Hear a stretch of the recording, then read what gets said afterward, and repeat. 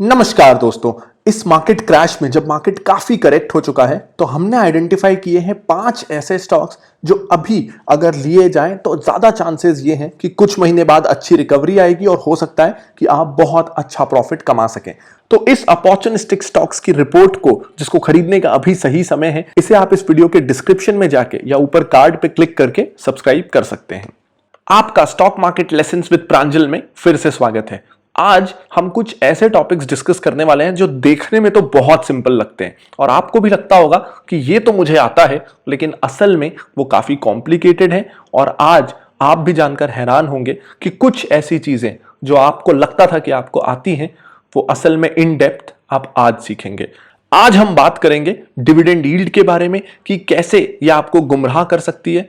आज हम बात करेंगे प्रमोटर होल्डिंग के बारे में कि कैसे जो दिखता है वो होता नहीं है, और हम बात करेंगे कुछ और ऐसी जरूरी चीजों के बारे में। चलिए शुरू करते हैं डिविडेंड यील्ड के साथ। अब जब भी हम डिविडेंड की बात कर रहे हैं तो सबसे पहले ये जरूरी है कि हम डिविडेंड पॉलिसी किसी कंपनी की कैसे डिसाइड होती है उसे समझें। कैसे पता चलता है कि कौन सी कंपनी कितना डिविडेंड देगी?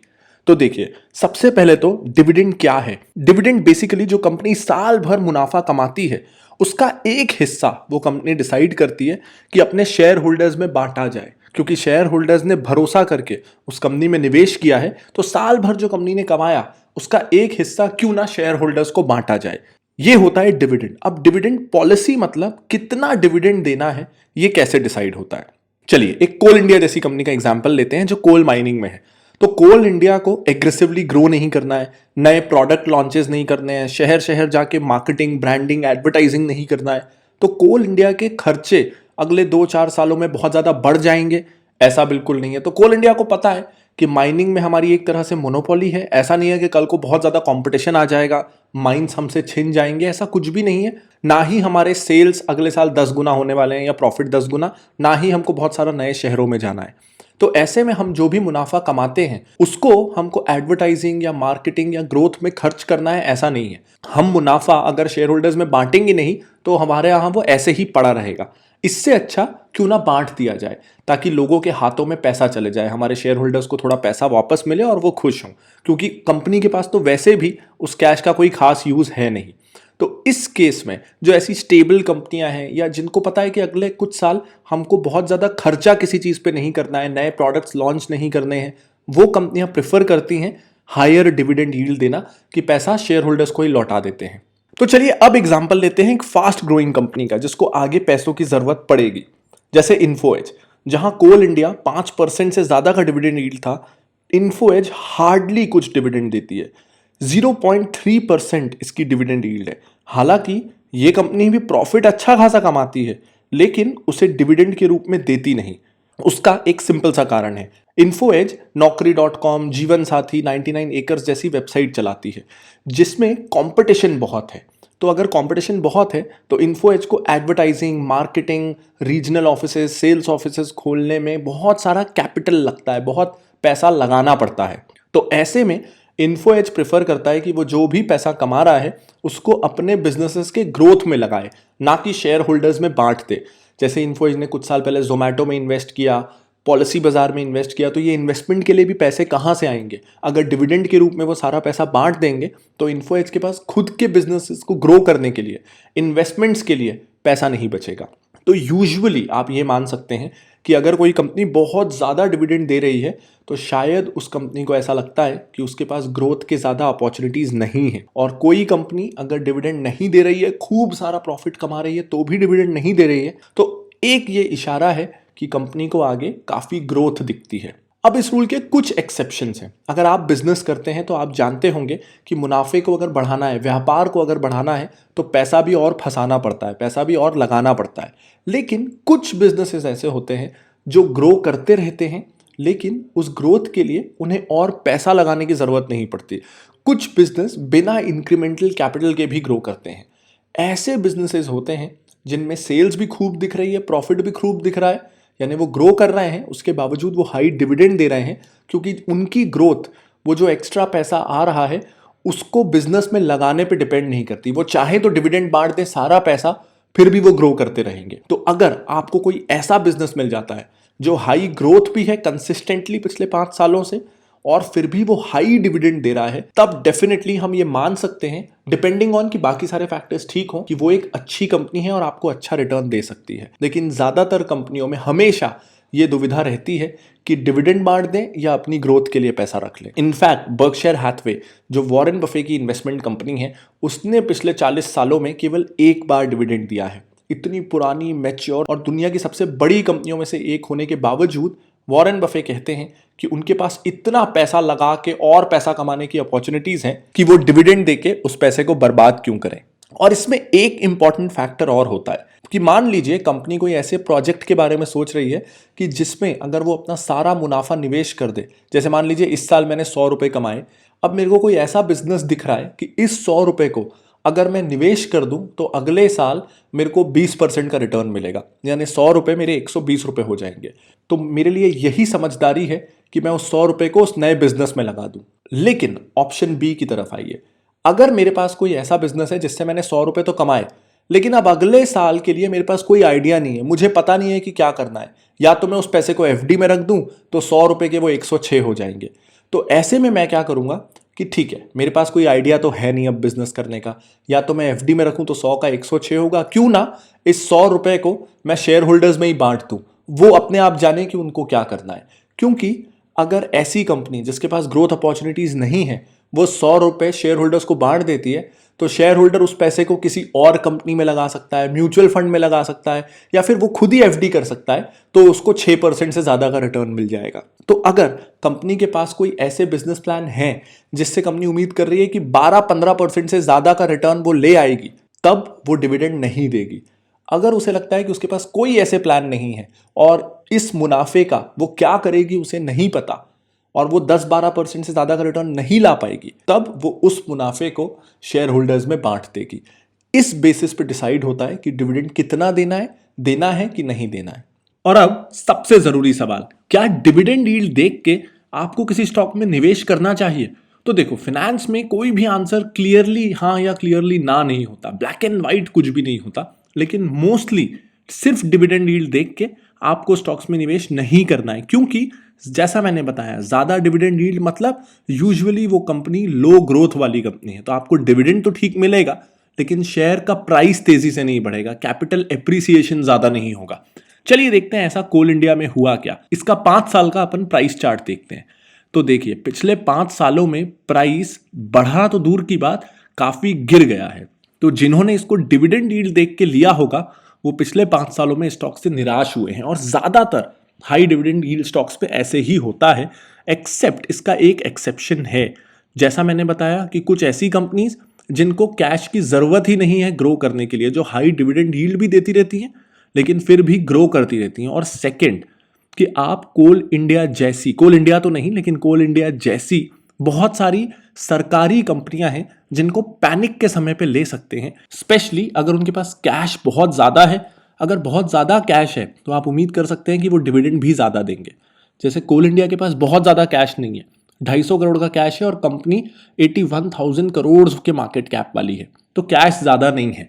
तो ऐसे में कोल इंडिया नहीं, लेकिन पैनिक टाइम पे जब सारी कंपनियां खूब गिरी हुई हैं, तो आप ऐसी सरकारी कंपनियां ले सकते हैं जिनके सारे फंडामेंटल स्ट्रांग हैं और जिनके पास अच्छी कैश पोजीशन है, ताकि वो आपको डिविडेंड भी दें, और साथ ही क्योंकि अभी पैनिक है और प्राइसेस गिरे हुए हैं तो आपको थोड़ा बहुत कैपिटल एप्रिसिएशन भी मिल जाए। तो ऐसी पीएसयूज आप ढूंढ लीजिए जिसका एंटरप्राइज वैल्यू 0 हो या नेगेटिव हो। एक एग्जाम्पल मैंने पिछले वीडियो में दिखाया है जिसमें एंटरप्राइज वैल्यू 0 था क्योंकि उसके पास कैश बहुत है, लेकिन वो भी सिर्फ एक रेफरेंस के लिए है। उस तरह की बहुत सारी कंपनीज आजकल पैनिक में आपको मिल जाएंगी। उस केस में अगर पीएसयू कंपनी है, सरकारी कंपनी है, और हाई डिविडेंड यील्ड है और हाई कैश बैलेंस है और प्राइस अभी मल्टी ईयर लो पे चल रहा है, तो वो एक अच्छा इन्वेस्टमेंट ऑप्शन हो सकता है, सब्जेक्ट टू फर्दर रिसर्च। अब बात करते हैं इस फेस वैल्यू की कि ये फेस वैल्यू क्या होता है और इसका क्या सिग्निफिकेंस है।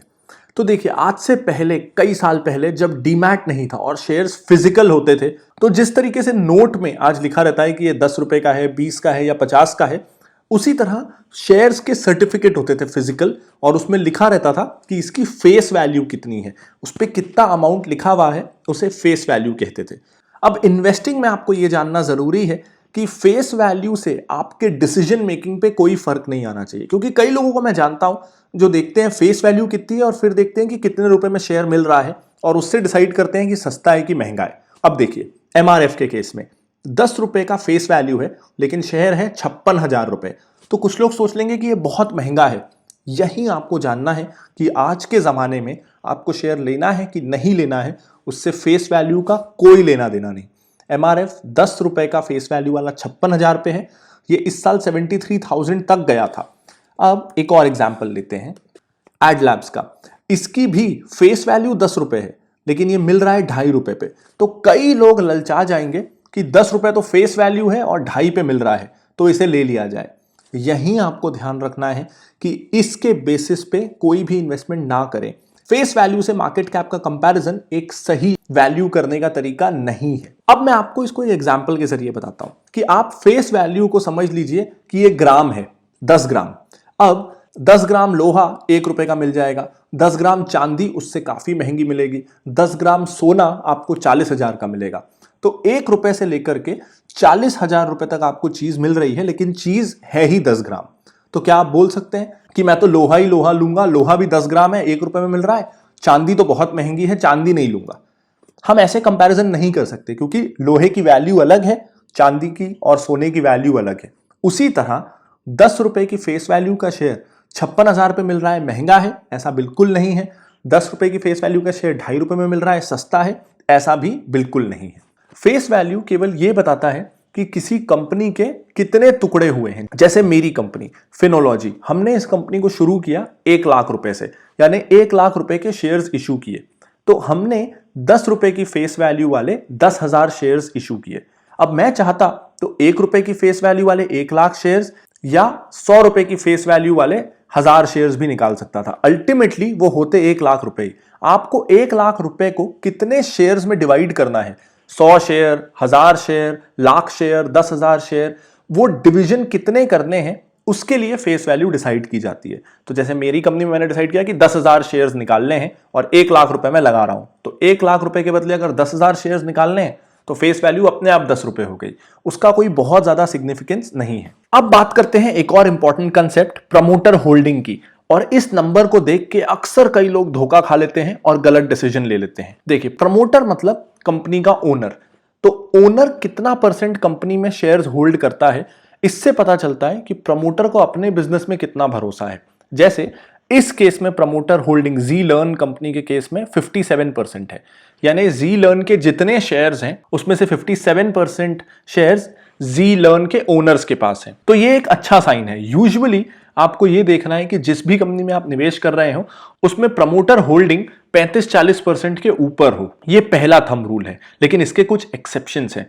जैसे आईटीसी हो जो कि एक प्रोफेशनली मैनेज्ड कंपनी है, यानी उसे कई सारी कंपनियों ने मिल के बनाया है, तो उसमें किसी की प्रमोटर होल्डिंग ज्यादा नहीं है, लेकिन ये एक एक्सेप्शन है। और दूसरे एक्सेप्शन है बैंक्स, क्योंकि आरबीआई रिस्ट्रिक्शन लगाता है कि बैंक में एक प्रमोटर कितने परसेंट शेयर्स होल्ड कर सकता है, ताकि एक इंसान के पास किसी बैंक को चलाने की या बर्बाद करने की ताकत ना हो। इसीलिए बैंक्स में ओनर की शेयर होल्डिंग बहुत ज्यादा नहीं हो सकती। 20%, 25%, 30% अलग अलग स्लैब्स हैं, उससे ज्यादा शेयर होल्डिंग बैंक्स में प्रमोटर की नहीं अलाउड है।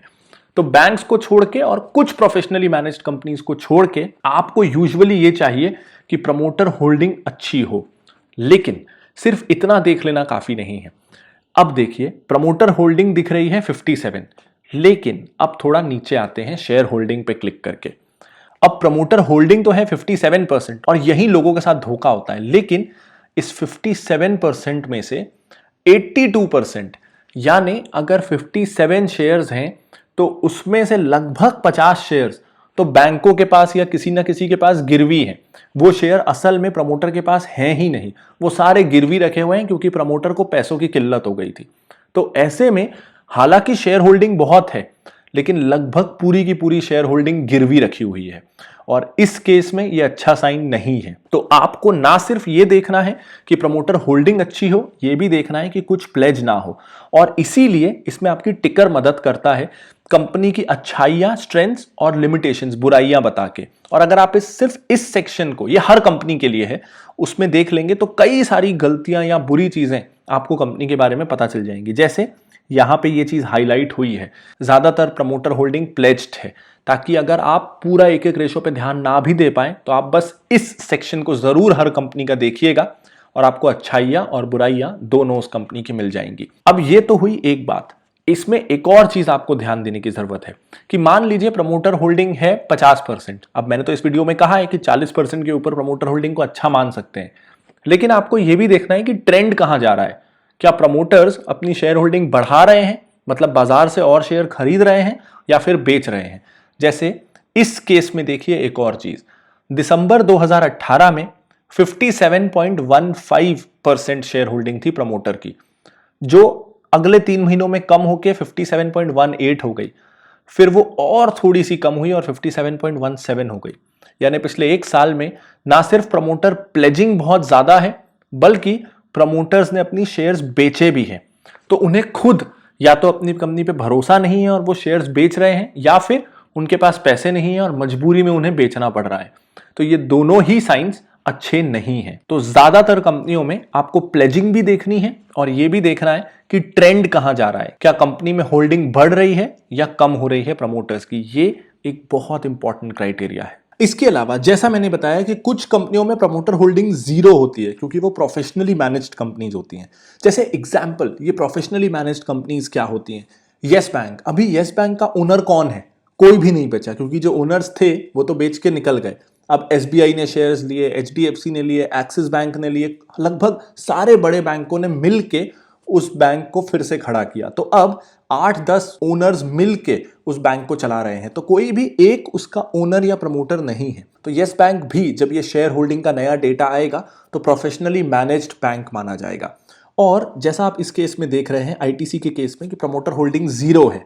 ये बहुत एक्सेप्शनल केस है जब एक प्रोफेशनली मैनेज्ड कंपनी है, इसलिए प्रमोटर होल्डिंग नहीं है। आप प्रोफेशनली मैनेज्ड कंपनीज में भी पता कर सकते हैं कि आपको होल्डिंग वाइज ये कंपनी ठीक लग रही है कि नहीं। जैसे इसका चार्ट देखिए, 42% शेयर होल्डिंग इसमें डोमेस्टिक इंस्टीट्यूशनल इन्वेस्टर्स के पास है, यानी म्यूचुअल फंड्स, इंश्योरेंस कंपनी, यानी इस तरह के एक्सपीरियंस्ड और प्रोफेशनल इंस्टीट्यूशंस।